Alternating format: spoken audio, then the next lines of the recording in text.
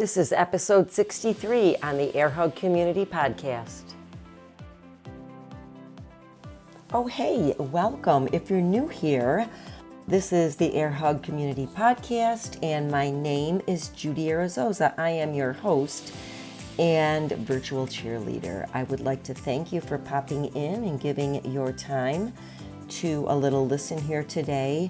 And just so you know, our goal here is to gear you up for a better day, a better week, a better month, and a better year. So here on the Air Hug Community, we focus on stories from guests and myself that touch on living well from your 20s all the way up until age 100. And let's not even limit it there. We cover all topics related to physical and emotional health. And a lot of the topics we cover are generated from Q&A sessions I have with my clients and also with conversations that I have with my BFFs on our walks that we love to take to stay connected. Motivation. It's kind of a funny topic because a lot of people say they're just not motivated all the time. And I think sometimes people are realizing or not realizing that motivation comes from different places. So, what really does motivate you? We're going to have a little chat about that. And this is a training that I have done with my nutrition clients over and over again. And so I thought this would be a great time to share it. And I'm really excited for you to listen to it. Okay, hello there, people. Welcome to today's training. We are going to talk about what motivates you. And it's not really what you might imagine. And I think this is a great discussion to have today because I think a lot of the times we're missing the mark. And at the beginning, you might think this is going to be a Debbie Downer, but it really isn't. So just stay with me here and listen up. And I think you'll even be able to come up with some own examples in your own head of why sometimes your motivation fails and what we can do to bring it back. Okay, so let's move on, shall we? So I'm sure you're familiar with the carrot and the stick, right? And many people think they're more motivated. I'm going to be tongue twisted today, okay? Many people think it's more motivating to have a positive reward at the end of our journey to keep us motivated, but sometimes it's just not enough. And in fact, research shows that most of the time it's not enough. So it's not really the carrot that we're rewarded by, but it's the stick. So think about right now, are you more motivated by a reward or by a consequence? So I'm going to talk to you about a little curfew story. So when I was growing up, I was the youngest of 8 children, and people kind of marveled because, people being my boyfriend's parents at the time, thought it was odd that I never had a curfew. But the fact of the matter was, a curfew was not necessary to motivate me to behave or to be home on time. My parents had a different rule, and their rule was very simple, and it was one statement. Do not do anything under any circumstances to embarrass our family. Can I just tell you, that terrified me. That was enough. I didn't need anything else. We lived in a community where it was a very big family and everyone knew my family, and God forbid I would be the one to tarnish the family name. There were plenty of older siblings and older cousins who went before me, and I was often reminded about how they did nothing to embarrass our family name, and let's make sure that I didn't do that either. That's all I needed. I didn't need a curfew. I didn't need, rewards for being good or whatever. I was afraid not to screw up. So that was it for me. All right. So I'm going to give you another example that just happened this week. So this week I was at my bowling league. Yes, I like to bowl. It's the most relaxing, mindless little thing that I do. Okay, so, but there's a little competition involved, and I think I was getting a little slacked and unfocused on throwing that ball down the alley. And I wasn't anywhere near where I wanted to be, and neither was another woman on my team. So I looked at her and I said, let's put a little skin in the game. I said, since we're both kind of not doing very well, I'll bet you for a sum of money. The winner gets the money, the loser has to pay. So we shook hands. Actually, we did a high five and we're like, you're on. So I'll tell you what, I have a competitive spirit in me. I don't like to lose, and I don't like to hand over money unnecessarily. So you can bet that I started paying way more attention on how I threw that ball down the alley. And yes, I did win my money. So another example, it's loss aversion. I just have to pop in and say it was a grand sum of $1, but it was more about saving face. Nobody wants to we're averse to the fact that we might lose something and then have to pay a consequence. All right. And I know we'd love to think the reward of looking good, feeling good, and moving better is all we need, but the fact of the matter isn't. Let's talk about this. You got to have some skin in the game if you really want to stay motivated. And I think this is a lot of times why, like, my husband loves to bet. He bets a lot more money than I do on his golf game because those putts count, you know? So you do need to have a negative consequence that hurts. It might hurt your pocketbook. It might hurt your ego. It might hurt your basic philosophy of life. So as a kid, I didn't want to be embarrassed. Last week, I didn't want to lose a bet. So here's another one. You might make a pact with someone that if you don't meet your goal, you will have to donate a large sum of money, and you can pre-write that check to make it really feel real to your most hated cause or charity. That is just another example of loss aversion.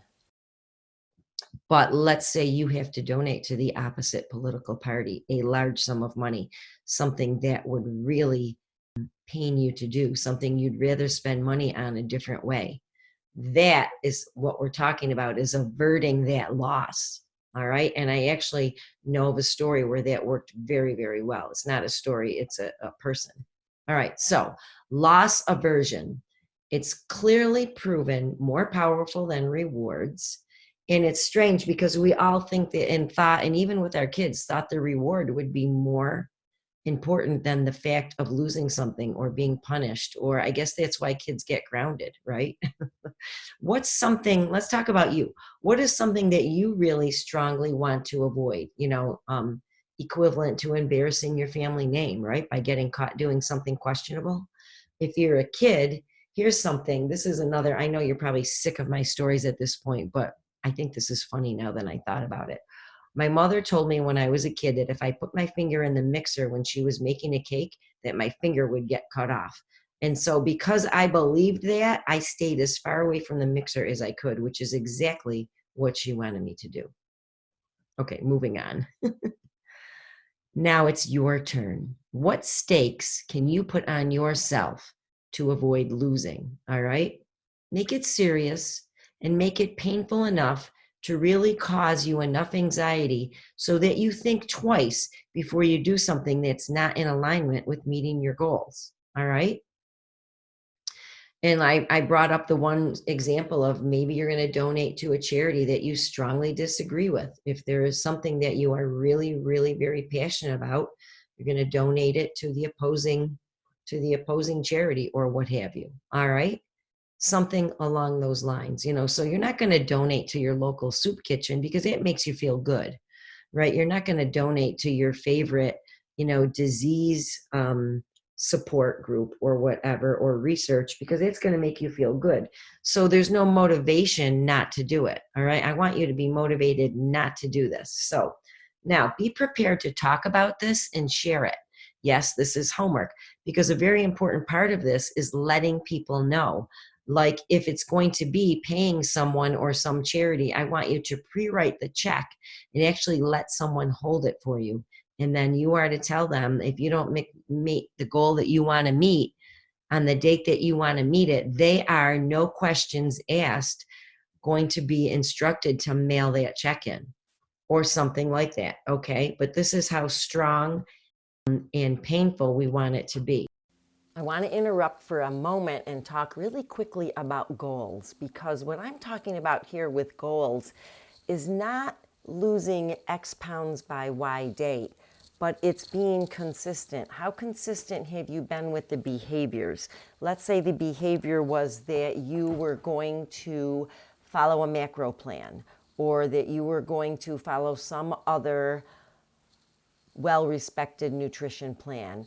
The goal would be, can you follow that plan for a certain period of time? You follow those behaviors for a certain period of time, more so than controlling the outcome, because we don't really always know exactly how many pounds we're going to lose if that's our goal. And also, we don't want people to resort to cheating, like doing things like, getting dehydrated so they can get a number on a scale. That's not what we're talking about here. Okay, so just so you know, we're always talking about healthy behaviors. And when we talk about goals, we're talking about being able to follow a consistent, healthy behavior that will serve us long term. Okay? I just want to make sure we all know that. We're all on the same page here, right? Okay, let's move on. For some people, like I just mentioned, telling everyone when they are up for a big challenge will put their reputation on the line. And that's huge. For some people, that's enough. Think about yourself. Is that or isn't it? I mean, if you're trying to do something you've never done before and you don't think people will have confidence in you, it could go either way. You could be like, I'm absolutely going to do this. I know when I put my mind to it, I can do it. And you can let people know. And that enough might be enough, because you may want to avoid the embarrassment of failing there. All right. So failing to succeed is painful. Excuse me, especially if everyone knows about it. And yes, I'm going to do this like I normally do.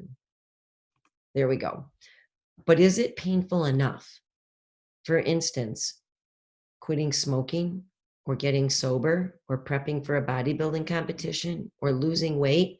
It's up to you. You have to decide if any one of these things that, if I just put up some things there, I mean, most of us are here for losing weight, but some people have different goals. And think about it. And maybe you have other people who share this experience that that you can look at. But is it painful enough? It has to be enough on the line. There has to be enough skin in the game for this to really, really matter. Again, this has to be a personal pain point. It's not that you so much care what others think, although, of course, we all do care what others think as much as we try not to.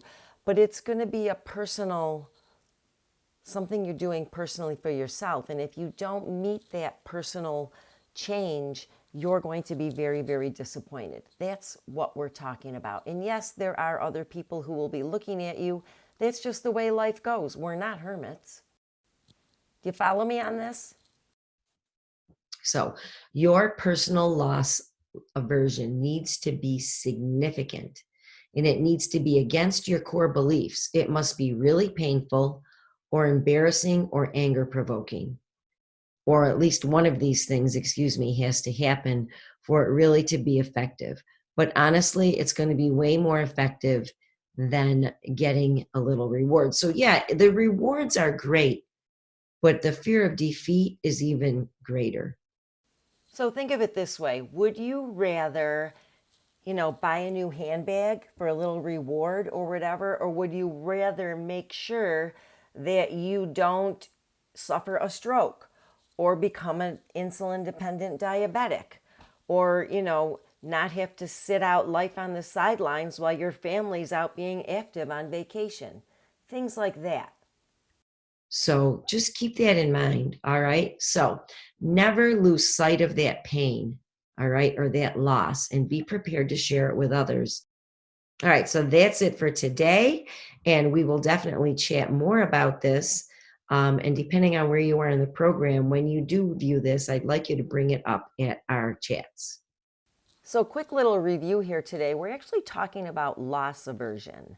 In loss aversion is the tendency to prefer avoiding losses to acquiring equivalent gains. This principle is prominent in the domain of many different things, And people don't often think about it for behavior change. Maybe they think about it more in terms of economics. But I want you to think about it and see how it resonates with you. I know that for me, it resonates very, very well. And also, it does with several of the people that I have worked with. So, listen, thank you very much for listening today. This has been an episode on the Air Hug Community Podcast. I really appreciate your listening, and I will see you back here next Tuesday. If you have any questions about nutrition and you would like to have a little chat, I will be happy to do a quick consult. You can go ahead and reach out to me. My information is in the show notes. Ta-ta for now.